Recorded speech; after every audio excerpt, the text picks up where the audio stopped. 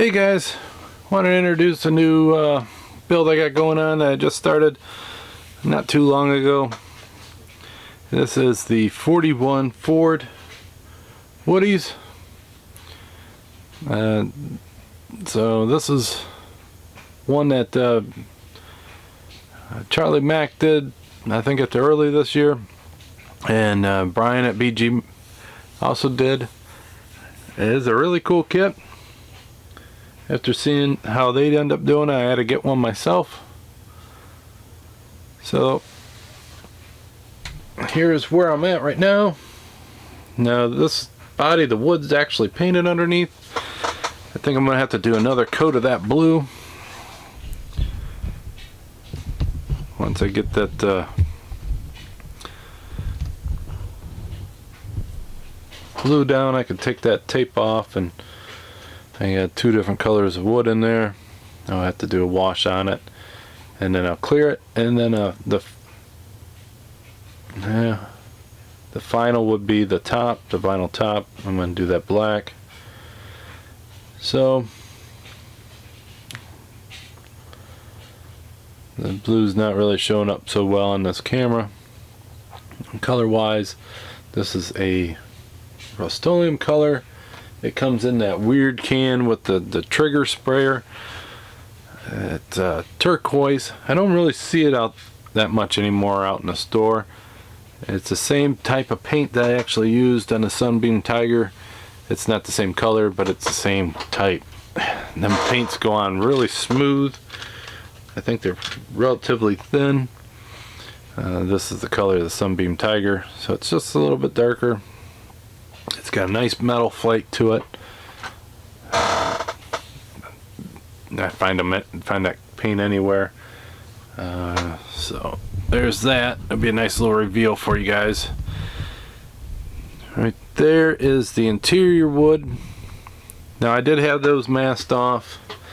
I painted them a different color, the color that I had on the body. So I did the body and I did these at the same time. Well, the paint was brand new, and it came out, must have had some kind of a clog in the nozzle, so it came out kind of really dry. It looked like texture paint, that stuff that you buy with the speckles in it.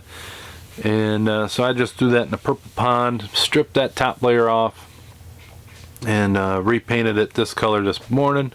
So now I'll have to remask everything off again. Oh well. Been really using my purple pond a lot lately, it seems. Been having a lot of bad luck with paint. So that happens. As long as you got the tools, you know how to use it, you should be fine. So here is the inner body, or inner chassis. I'm going to do some dry brushing on this. There's a piece that goes here. It was supposed to be gloss black. I decided to do it silver, so that way there's just more contrast. I don't know what that box is for. I'm not a 41 Woodies expert, but that piece that goes there. I wanted to do this a different color, but more than likely this is, from all the pictures I saw, it's black rubber liner. So I'm going to stick with that. The floor, I'm going to flock it. I'm thinking about doing maybe gray, gray or black. So it'll be one of those two colors. And the reason I wouldn't go with a brown, one of the three browns I got, is because there's enough brown in this one. So I want a little bit of contrast. I'll make sure I don't flock over that. And probably what I'm going to do is put some pledge on that and on this to give it a rubber look. Break up the contrast, and then all this outer stuff would stay the flat black. So, and then where it's white still, I'm going to mask that off, and I'm going to paint that body color. These are normally just a dark brown, but I am doing this as it was a modified car. This guy restored it, did it the way he wanted. But so I'm gonna paint that body color, which normally it's not. In the stock ones it's not.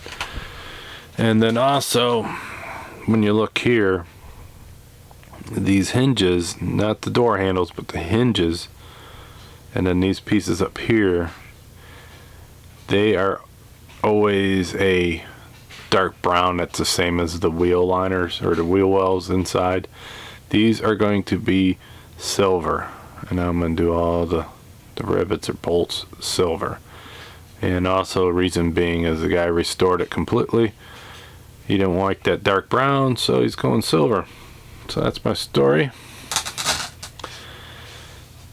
So I did have this car painted a burgundy, which looks pretty good. It was this color, burgundy. And I didn't have the body painted yet. I didn't have the hood painted yet. But I did have the frame painted. That's why it's not here, because it's getting ready to be painted again. But then the engine bay and all that. But I had it all painted, and I forgot all about doing this to the seats. So I had the seats set up to be like this, and then when I held it up that color, it's like, and I forgot all about that, and had to take a different route. But so that's the driver's seat, and this is the rear. What it is it's washi tape. This is a different version of it, but it comes like that. It's real thin tape. This one I tried to do it a little different. I put the washi tape on tin foil, and then I put the tin foil over. I used real thick tacky glue and Mod Podge, and then I put the tin foil down. I was hoping the tin foil will help hold this curve and all. I did a truck, I think it was a Christmas truck, quite a while back. It was last year, and all I did was put the tape actually on the seats, and it worked well too. So it's just, I was just trying something different. This one, there is a little bit of an edge. It does seem to be holding down fine. I put about 3 to 4 coats of gloss Mod Podge or semi-gloss Mod Podge, I can't remember which, on there to hold it down. But the reason I did the foil was because I had to line it up, because there's a seam here, here, so I had to line all that up. So I just put it on the foil, you know, lined it up, put it on the foil. That way I had one big sheet, so I was only messing with it. That's why I end up doing that. So I think those seats, the color will look good next to that body. So I got that. And also in one of the last videos I showed you guys the Foose wheels. Those, I still haven't finished them. These I might end up putting on this vehicle. That's why I was end up working on it, because these are the wheels that come with this kit. They're cool, but I think if I put them Foose wheels on this build, it would really suit it well. So as long as those turn out well and they fit without having to modify this kit, I am going to use those wheels. Here's the engine. So now I gotta paint the engine. I'm gonna paint the engine red, and I'm gonna do dry brush it so it's on the ridges silver.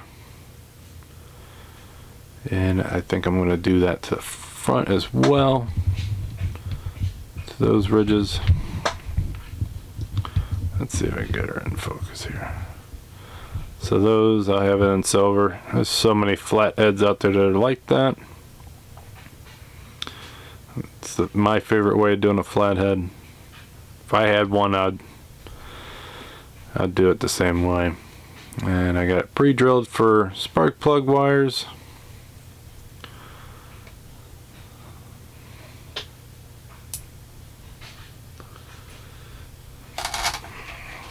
Here's all the other parts I got.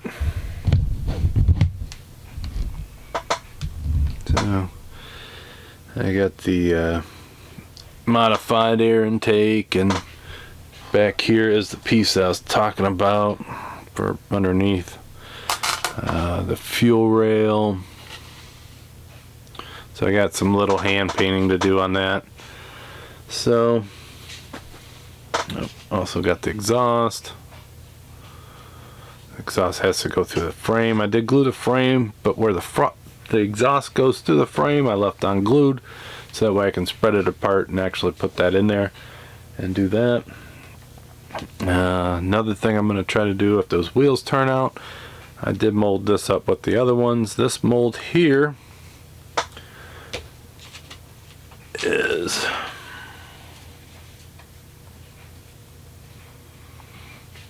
I think it's from the same kit. If not, I'll have to look and see what kit it's from. But these are nicely detailed brake rotors and calipers.